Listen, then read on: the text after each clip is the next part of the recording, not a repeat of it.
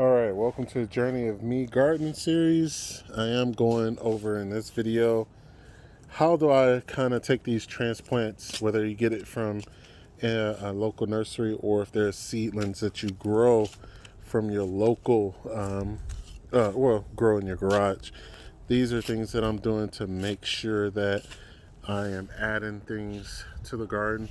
Now I'm a little bit late on the cool weather crops, but I am going to get these into the garden as soon as possible. And you can see there's still some old summer crop stuff that I just removed. These are where my peppers are. So I got peppers. There was a tomato plant here, so you may see little small pieces of tomatoes as well as tomato seeds. But what I'm doing is just really breaking up the soil.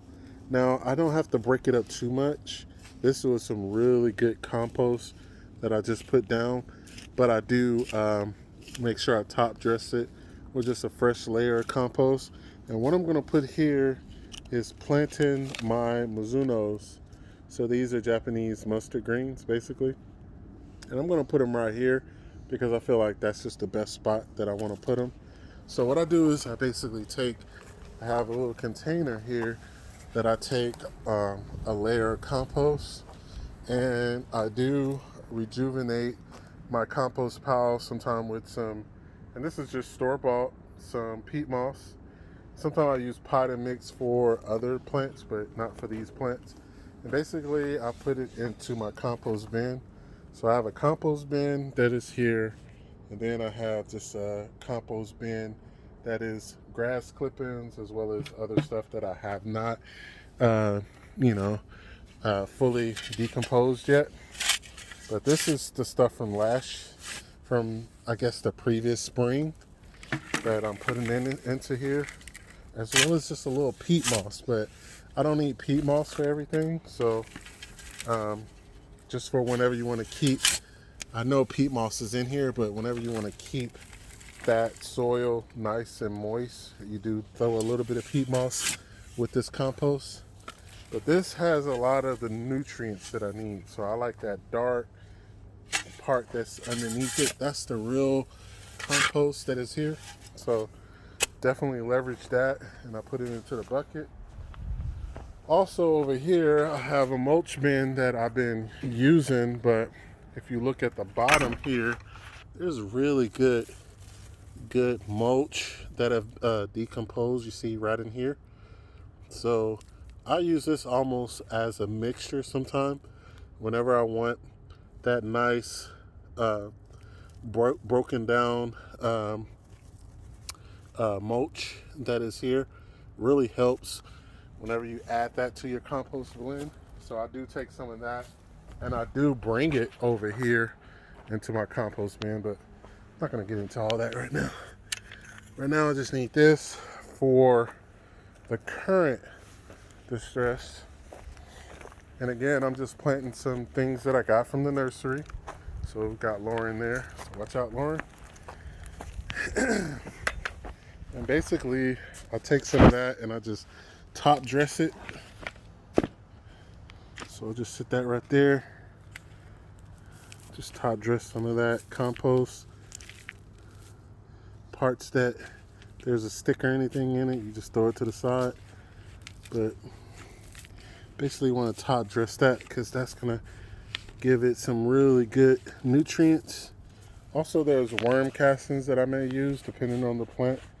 But since this is something that is fairly a plant that's straight from the nursery, I don't need to do that. Normally they put enough fertilizer into some of that starter soil that they have there. So this one is basically 1 per square foot. So I'm just gonna kind of follow that same measurement. But before I do that, I'm gonna mix some of this soil in. Again, I don't like to loosen it up too much. It's just I don't want to have to I do pull the weeds out, but I don't want to disturb it too much. There's a lot of stuff already going on from last year, so there's some good worms already in it, as well as there's some good life that's already in the soil. So basically I just dig out some of these potential holes that I'm going to use.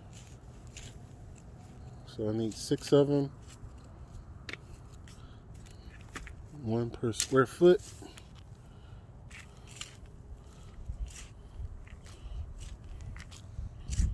And once I get those set up, all I do is squeeze this here a little bit, just loosen up all of those root balls that are in there. And the reason why that's important is you want to make sure that whenever you transplant anything into your garden, you're taking them out these cells, that the roots can continue to expand, because sometimes it gets a little hard and it's kind of hard to for the roots to expand outside of the little root ball. So you can see how I loosened it up, so it should be able to expand at that point. So, and I just place them basically in the spots that they go. I'm doing this kind of one-handed here, but also just remember at the top of the root ball, when you get them from especially from nurseries, you have to break that up just a little bit, because sometimes that hardens at the top and you're not able to fully allow the root to spread. So that's really what I do for these type of transplants. And you don't want to have to do it too much, but just loosen it up, put it in there, and then move the soil around it, pack around it, and you're good to go. It's very relaxing to do this. Again, I just take all the stuff.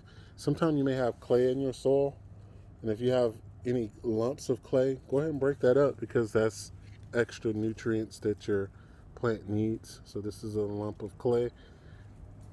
You don't want to just throw anything. Now, if you come across a rock or something, definitely try to throw that out, because that prevent the roots from spreading the way you want them to. But these Mizunos, like this is a rock here.